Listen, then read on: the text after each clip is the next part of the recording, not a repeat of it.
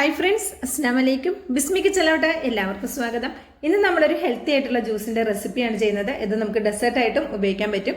ഇതിലേക്ക് നമ്മൾ പഞ്ചസാര ഷുഗർ ആഡ് ചെയ്യുന്നില്ല കേട്ടോ. അപ്പം നമുക്കിത് എങ്ങനെയാണ് തയ്യാറാക്കുന്നത് നോക്കാം. അതിനായിട്ട് ഞാൻ ഇവിടെ ചെറിയ പഴമാണ് എടുത്തിട്ടുള്ളത്. അത് ഞാലിപ്പൂവൻ പഴം വേണമെങ്കിൽ എടുക്കാം. അതുപോലെ തന്നെ മൈസൂർ പഴം ഏത് പഴം വേണമെങ്കിലും എടുക്കാം കേട്ടോ. റോബസ്റ്റ പഴം ഏത് പഴം നമുക്കിതിന് യൂസ് ചെയ്യാവുന്നതാണ്. അപ്പോൾ ദാ ഇതിലേക്ക് ഞാൻ 2 ചെറുപഴമാണ് മിക്സിയുടെ ജാർ എടുത്തിട്ടുണ്ട്. ഇതിലേക്ക് 2 ചെറുപഴം നമുക്ക് ചേർത്ത് കൊടുക്കാം. അപ്പം ഞാൻ എടുത്തിട്ടുള്ള പഴം കുറച്ച് പഴുപ്പ് കമ്മിയുണ്ട് കേട്ടോ. അപ്പോൾ നിങ്ങൾ എടുക്കുന്ന പഴം നല്ല പഴുത്ത പഴം എടുത്താൽ അത്രയും നല്ല ടേസ്റ്റ് ആയിരിക്കും. അപ്പോൾ ദാ 2 പഴം ഇതിലേക്ക് ഞാൻ ചേർത്ത് കൊടുത്തിട്ടുണ്ട്. ഇനി ഇതിലേക്ക് ചേർത്ത് കൊടുക്കുന്നത് ഈത്തപ്പഴമാണ് കേട്ടോ. അപ്പം നമ്മൾ ഇതിലേക്ക് പഞ്ചസാര ആഡ് ചെയ്യുന്നില്ല. അപ്പോൾ ദാ ഇതിലേക്ക് ഒരു 10 ഈത്തപ്പഴം എടുത്തിട്ട് ഒന്ന് ചൂടുവെള്ളത്തിലിട്ടിട്ടൊന്ന് കുതിർത്തെടുത്തതാണ് കേട്ടോ. എന്നിട്ട് ചൂടാറിയതിന് ശേഷമാണ് നമ്മളിത് അരച്ചെടുക്കുന്നത്. അപ്പോൾ ഇതുപോലെ നന്നായിട്ടൊന്ന് അരച്ചെടുത്തിട്ടുണ്ട്. ഇനി ഇതിലേക്ക് നമുക്ക് പാല് ചേർത്ത് കൊടുക്കാം. തിളപ്പിച്ചതിന് ശേഷം ഫ്രിഡ്ജിൽ വെച്ച് തണുപ്പിച്ചെടുത്തിട്ടുള്ള 1/2 ലിറ്റർ പാലാണ് ഇതിലേക്ക് നമ്മൾ യൂസ് ചെയ്യുന്നത്. അപ്പോൾ പാലിൽ നിന്ന് കുറച്ച് ഒഴിച്ചു കൊടുക്കാം. ഇത് നമുക്ക് അരച്ചെടുക്കാൻ മാത്രം ഒരു അരക്കപ്പോളം മാറ്റി വെച്ചിട്ടുണ്ട്.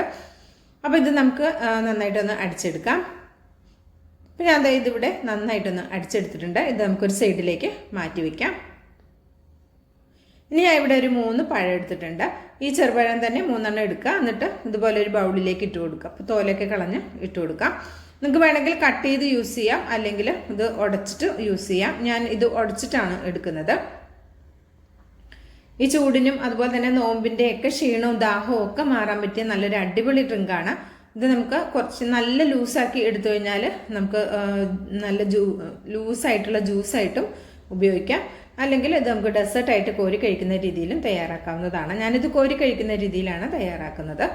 അപ്പോൾ ഈ പഴം ഒന്ന് നന്നായിട്ട് ഉടച്ചു കൊടുക്കാം. ഞാൻ പറഞ്ഞില്ലേ, പഴം കുറച്ച് പഴുപ്പ് കുറവുണ്ട്. അപ്പോൾ നിങ്ങൾ എടുക്കുമ്പോൾ നല്ല പഴുത്ത പഴം എടുക്കാൻ ശ്രദ്ധിക്കുക കേട്ടോ. അപ്പോൾ നന്നായിട്ടൊന്ന് പഴം ഉടച്ചു കൊടുത്തതിന് ശേഷം നമ്മളിവിടെ അടിച്ചു വെച്ചിട്ടുള്ള ജ്യൂസ് ഇതിലേക്ക് ഒഴിച്ചു കൊടുക്കാം. നിങ്ങൾക്ക് ലൂസ് വേണമെന്നുണ്ടെങ്കിൽ ഞാനിവിടെ 1 കപ്പ് പാല് മാറ്റി വെച്ചിട്ടുണ്ട്. ആ പാല് കൂടെ നിങ്ങൾക്ക് ചേർത്ത് കൊടുക്കാം കേട്ടോ. നിങ്ങൾ 1/2 ലിറ്റർ പാല് ഫുള്ളായിട്ട് ചേർത്ത് കൊടുക്കാം. അപ്പോൾ നിങ്ങൾ എത്ര അളവിലാണോ പാലെടുക്കുന്നത് അതനുസരിച്ചിട്ട് ബാക്കി എല്ലാ ഇൻഗ്രീഡിയൻസും കൂട്ടിയെടുക്കാം കേട്ടോ. അപ്പോൾ ഇതുപോലെ നന്നായിട്ടൊന്ന് മിക്സാക്കി എടുത്തിട്ടുണ്ട്.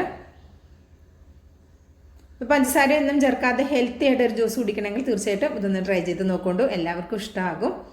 ഇതിലേക്ക് ഞാനൊരു വലിയ ആപ്പിളാണ് എടുത്തിട്ടുണ്ടായിരുന്നത്. അതൊന്ന് ഇതിലേക്ക് ചെറുതായിട്ട് കട്ട് ചെയ്ത്, ഒരുപാട് ചെറുതാക്കിയിട്ടില്ല, ചെറുതായിട്ട് കട്ട് ചെയ്ത് ഇതിലേക്കൊന്ന് ഇട്ട് കൊടുത്തിട്ടുണ്ട്. അതൊന്ന് മിക്സാക്കി കൊടുക്കുക. ഇനി ഇതിലേക്ക് ഞാൻ എടുത്തിട്ടുള്ളത് എന്താ പറയുക, മാതള നാരങ്ങ എന്ന് പറയില്ലേ, പ്രോംഗ്രാനൈറ്റ്, അതാണ് എടുത്തിട്ടുള്ളത്. അതും ഒരെണ്ണം എടുത്തിട്ടുണ്ട്. അതിൻ്റെ കുരു ഇതിലേക്ക് ചേർത്ത് കൊടുത്തിട്ടുണ്ട്. ഇതെല്ലാം കൂടെ നന്നായിട്ട് മിക്സ് ആക്കുക. അതിനുശേഷം ഞാൻ ഇതിലേക്ക് കറുത്ത കസേഴ്സ് ഒരു 1.5 ടേബിൾ സ്പൂൺ എടുത്തിട്ടുണ്ടായിരുന്നു. അതും കൂടി ഇതിലേക്ക് ചേർത്ത് കൊടുക്കുക. ഒരു 10 മിനിറ്റ് ഞാൻ എന്താ പറയുക ഒരു കപ്പ് വെള്ളത്തിലൊന്ന് കുതിർത്തെടുത്തതാണ്. അപ്പോൾ ഇതെല്ലാം ഞാൻ ഫ്രിഡ്ജിലാണ് തണുക്കാൻ വേണ്ടി മാറ്റി വെച്ചിട്ടുണ്ടായിരുന്നത്. നമ്മൾ എന്താ പറയുക, ഈ ഫ്രൂട്ട്സും എല്ലാം ഞാൻ കട്ട് ചെയ്ത് ഫ്രിഡ്ജിലാണ് വെച്ചിട്ടുണ്ടായിരുന്നത്. ഇതിലേക്ക് കുറച്ച് ഐസ് ക്യൂബ് കൂടെ ചേർത്ത് കൊടുത്തിട്ടുണ്ട്. അതുകൊണ്ട് ഈ ഒരു കട്ടിയിലാണ് നമ്മുടെ ജ്യൂസ് ഉള്ളത്.